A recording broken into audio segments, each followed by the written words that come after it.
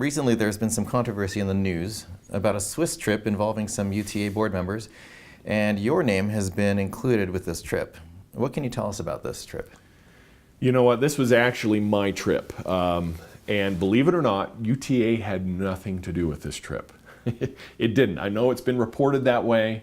I know that they're trying to say that a board member resigned because of it, but what they're not telling you is that this board member told the Mountain Land Association of Governments group, which are all the mayors in Utah County and Summit County and Wasatch County, a month before we went on this trip, he had told them he was going to resign from UTA, that he couldn't manage both serving in UTA as well as serving and working his job. So UTA didn't have anything to do with this, but this trip was actually a really good trip. It's a great opportunity for the state of Utah. We, through some of my contacts and relatives, I come from Switzerland. Anderegg is a Swiss name.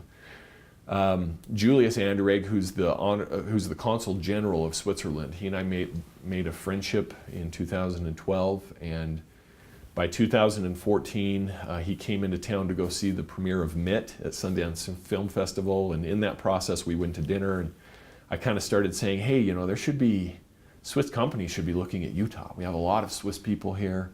And he said, well, there's an economic development forum in June of 2014.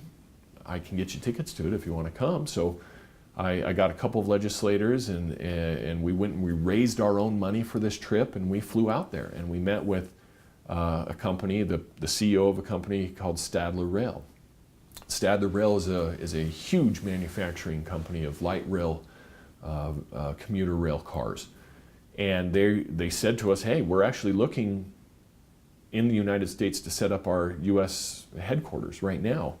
And we said, well, you need to be coming to Utah. You need to look at Utah. And we got them to commit to come to Utah. Well, a year later, in June of 2015, Peter Spuler and his team came to Utah. And we rolled out the red carpet, and we showed them everything that we can do. And they were very impressed, exceedingly impressed. And they loved the mountains. It has very much a Swiss feel to it, above Texas or New York, New Jersey, or the Bay Area in California. And so they really liked it, and we went to make the introductions to GOED, and they were looking for facilities. Admittedly, one of the facilities they were looking at was a facility that is only being partially used by UTA, called the Warm Springs facility in northern Salt Lake City. So that's the only tie to UTA. Some of the legislators, we did a return trip to Switzerland in September, and this is the one that's gotten all the controversy. But we went out and we raised the money for this. We didn't use taxpayer dollars. It wasn't UTA funded at all.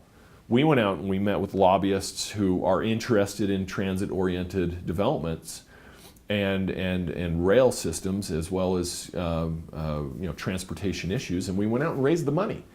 And the main purpose of this trip was to do two things. Number one, educate lawmakers on the possibilities of mountain accord, like mountain rail systems, public-private partnerships that they have in Switzerland. How did they pull it off? Because it is a big subsidization if you're just doing it all on taxpayer dollars. How did they pull it off? And so we went and we did the rail systems.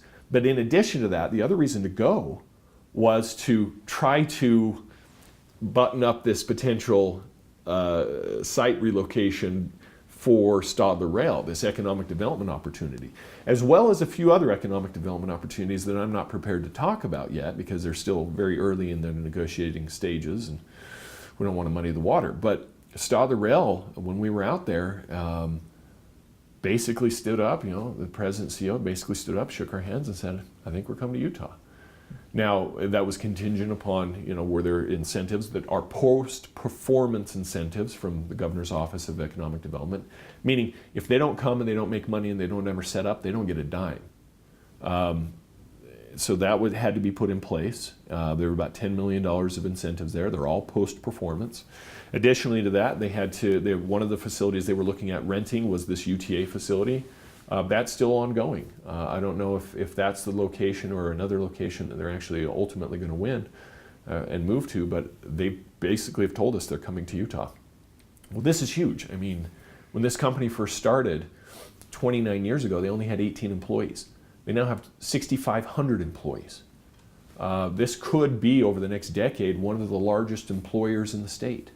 So it's a huge boon for us, and it came through one of the connections I had. But it wasn't funded by UTA. UTA didn't have anyone on the trip. There were 2 board members from UTA there, but they weren't there as board members of UTA. These were guys that have political action committees that raised funds to educate lawmakers. Well, that's a natural place for us to go to raise funds from to do this trip. And they said, well, can we come? And we said, we can't. You can, as long as you pay your own way. So they did. These guys paid their own way to be there.